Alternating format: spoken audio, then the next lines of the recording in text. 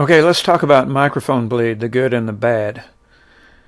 Here's a room. It's just a theoretical room that you're going to record in. And here are two guys. The circles represent two guys sitting in the room. And each one has a microphone pointed at him, and he's going to perform. The guy on the left is a hand drum player, and the guy on the right is a flute player, just theoretically.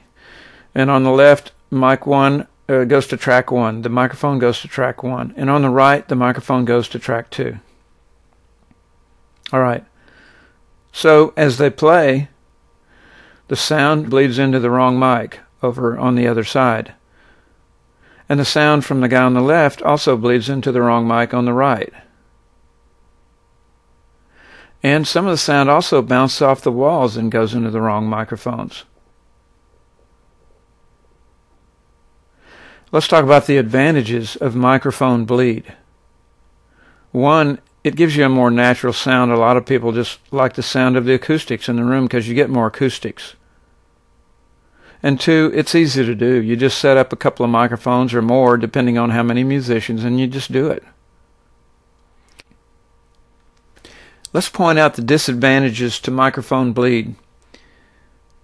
One, microphone bleed calls attention to bad acoustics. And if you're in a house, it's not a studio, so it's not going to sound good. I mean, few houses sound good, so bad acoustics.